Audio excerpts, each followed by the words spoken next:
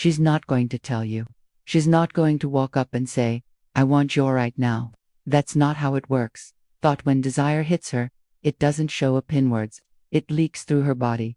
Tiny tells micro movements, flickers in her breathing, the way her fingers move, the way she looks at you, and looks. The problem, most men never know this. They're too focused on what to say next, too wrapped up in their own nerves, or too busy trying to impress her. But once you learn these signs, once you know how to decode her lust, you can read her without her saying a thing, and when you respond the right way, she'll feel like you're inside Herman. These are primal signals. They come from a part of her brain older than words. She can't fake them. She can't stop them. And once you see them, you can't unsee them. So, let's start with one of the most intoxicating tells a woman can give you.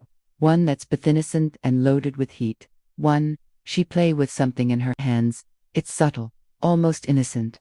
She might not even realize she's doing it, but you will. You're talking to her, maybe leaning back, maybe holding eye contact just long enough to make her feel it in her stomach. And that's when her hands start moving. She picks up a necklace and rolls it between her fingers. She taps the rim of her glass slowly. She twists her hair around her neck. Maybe she's holding a pen, and instead of writing, she's just turning it over. To the untrained eye, it's nothing. A nervous habit, a fidget. Buto, a man who knows, it's a tell. Bakuzwan, a woman starts playing with something in her hands while you're close. It's her body's way of channeling energy she doesn't know what else to do with. That movement isn't about the object. It's about you. Think about it. She's not checking her phone. She's not crossing her arms and closing. Her hands are busy, but her attention is still on you. It's her mind saying, I need to keep control, while her body whispers, I want to give it up. Watch closely. If she's twisting a straw wrapper, clicking a pen, sliding her fingers along the edge of her dress, that's her subconscious trying to regulate the tension between you. And here's where most men kill the moment. They point it out. They say, why are you fidgeting or nervous? And instantly snap her out of that trance. A man understands. The game doesn't break it. He feeds it. He lets the silence breath. He keeps his voice low. Maybe moves a little closer, watching her hands, but saying nothing about them. The longer you let her stay in that space, that physical loop of touch and focus, the more the energy builds. Here's the erotic psychology behind it. When a woman is physically aroused but socially restrained, like in a public setting or a first-time conversation, her body will find safe, socially acceptable outlets for that tension. Playing with something in her hands, so many of them. It's why you'll see her twirl her hair, tap her nails unbeatable, trace the rim of her drink. Those repetitive motions help her release just enough energy to keep her from bursting, but also keep her locked in that heightened state while she's around you. The key for you, don't rush, don't break eye contact. Let her marinate in it until her own mind starts wondering why she feels this way and why it's only with you. When you finally close that distance, when you finally decide to touch her, she's already been warmed up by her own body for minutes, maybe longer. And in her mind, it's not because you made a move too fast. It's because she couldn't hold it anymore. That's the power of noticing what other men miss. Sign 2, her eyes will lock in you, then drop. You're talking to her. Maybe standing in a crowded bar, maybe sitting across from her at Akaf. There's noise, there's movement, but she's tuned into you. Her eyes fin ears, and here's where it happens. She holds the gaze. 1 second, 2 seconds, 3. And just when it feels like the air between you is getting heavier, she drops her eyes. To the casual observer, it's nothing.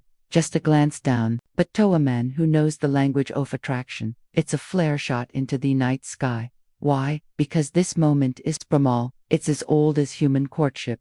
In the animal kingdom, prolonged eye contact is dominance. Looking away first is submission. In a sexual context, that submission is laced with interest. When a woman locks eyes with you and then drops her gaze, she's giving you 2 messages at once. I feel your presence and I'm okay with you leading. Bothers the thing. It's not shyness. This isn't about being timid. It's about tension. That downward glance is her way of breaking the heat just enough so she doesn't completely melt in front of you. Sometimes it's paired with other cues. She might smile slightly when she looks down like she's hiding a thought. She might bite her lip without realizing it. Or she might glance down and then slowly back up, almost like she's checking to see if you're still there. This is where most men make their first mistake. they look away too soon.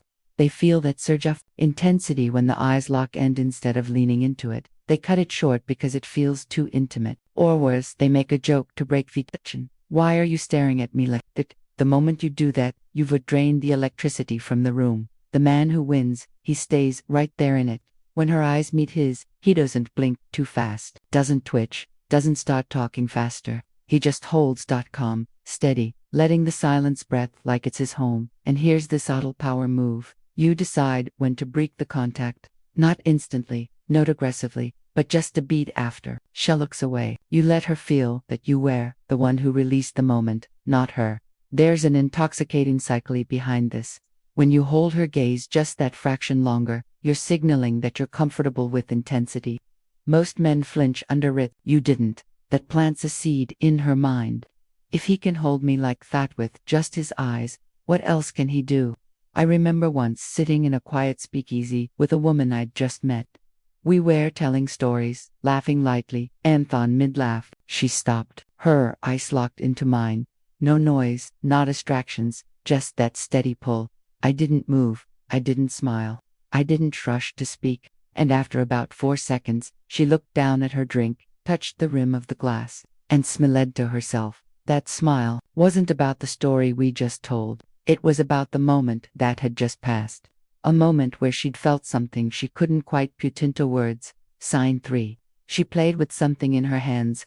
It's one of the easiest signs to miss because it looks like nothing. Innocent, harmless, forgettable. But if you know what you're seeing, it's anything but innocent. You're talking to her. Maybe the lighting is soft. A bar, a lounge, aquiote, corner of a cafe. The energy between you has that slow hum like fear before a storm. And then you notice hands. She's rolling her necklacey kind between her fingers. She's tracing the rim of her wine glass.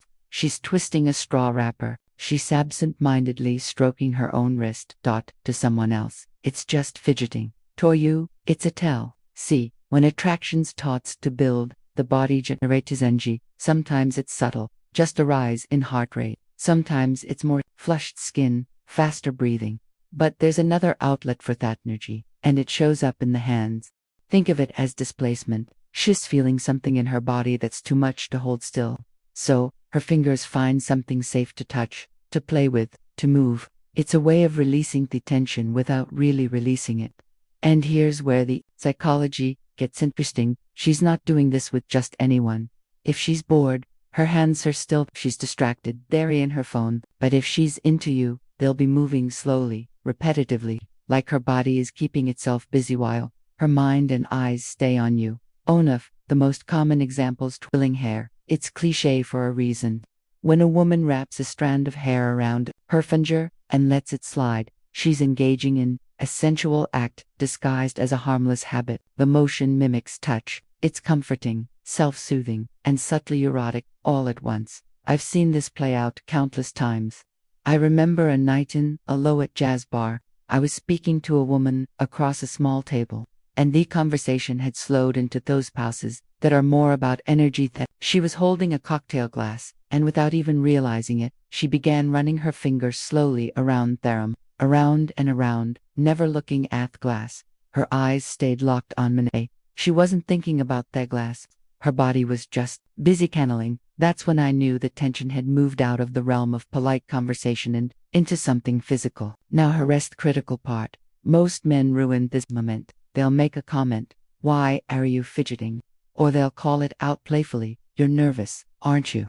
The moment you name it, you break it. She snaps out of that subtle trance and self-consciousness. That's the last thing you want. The Monwo understands. He protects the moment. He notices Lecky's eyes flick down for half a second, and then keeps talking like nothing happened. Maybe his voice slows, maybe leans back just slightly, letting the tension breathe. Once you know this essence, you stop guessing. You stop wondering if she's into you because her body is telling you before her words ever could. The touch to her neck, thighs that lock then drop, the restless play of her fingers, the change in her breathing, the way she leans in when she have to. These are no accidents. They're not quirks. They're nature speaking in the oldest language in earth. And when you understand it, you're no longer chasing women. You're reading them like an open book. Most men never learn this skill. They missed the cues. They pushed too soon. They kill tension before it has a chance to take root. But the men who master this, they create moments she can't stop replaying. Don't just watch for the signs. Act on them the way only a man in control can. Because once you can read her lust insolence, you'll never need her words again.